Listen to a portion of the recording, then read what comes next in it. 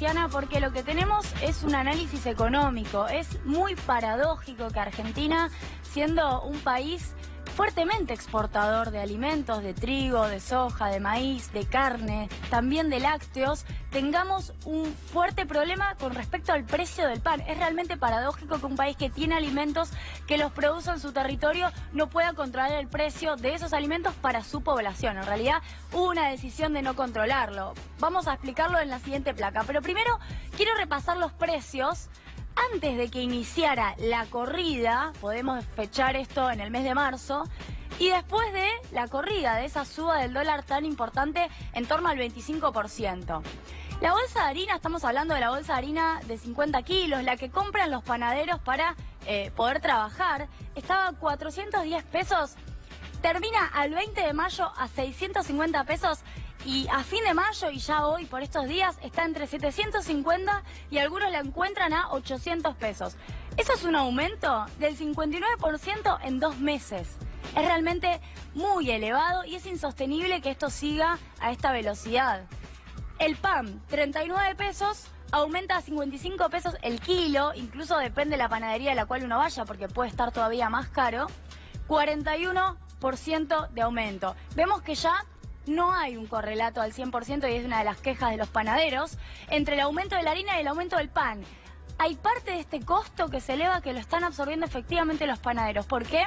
Porque si aumentan el precio del pan, de las pastas, de lo que elaboran, al mismo ritmo del aumento de la harina, no venden. Básicamente hay efectivamente un costo asumido por quienes fabrican el pan, además asociado al tarifazo, sobre todo en lo que tiene que ver con el gas, que está generando muchos problemas en los panaderos.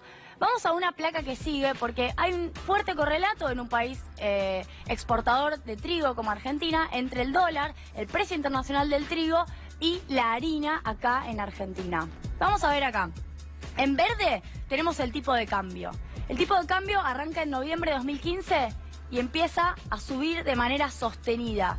Pero lo que vemos acá, cuando yo me paro a marzo, es que hay una disparada, el color verde, del dólar muy importante.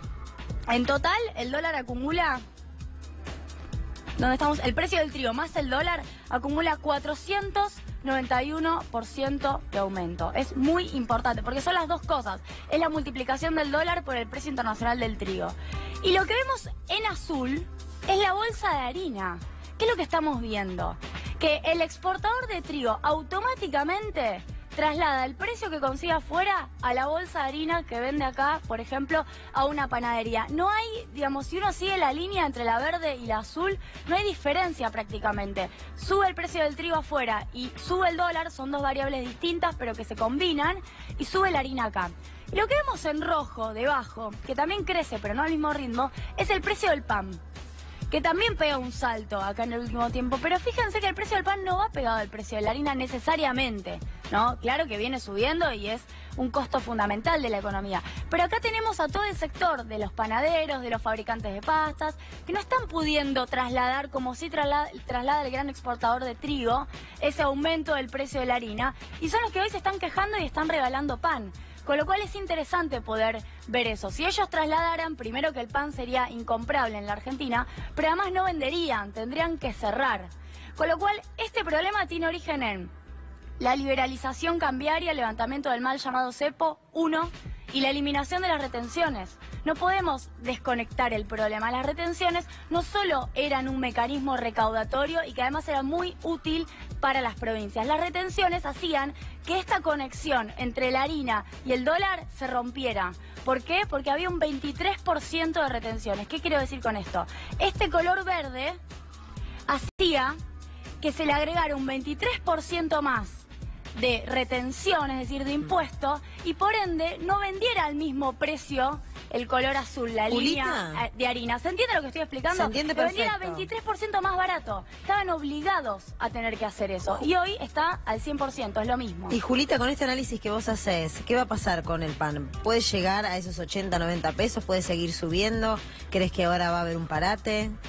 Si el dólar sigue subiendo y los exportadores de trigo no tienen ningún tipo de restricción estatal para poder fijar la bolsa de harina al mismo precio que ellos la colocan afuera, el pan va a seguir subiendo. Pero si el Estado no hace nada para que esta lógica se cambie o se modifique, va a seguir subiendo el pan en la medida en que sube el dólar y va a seguir subiendo la nafta en la medida que sube el dólar y así. Julia, a riesgo de abundar en algo que dijiste, si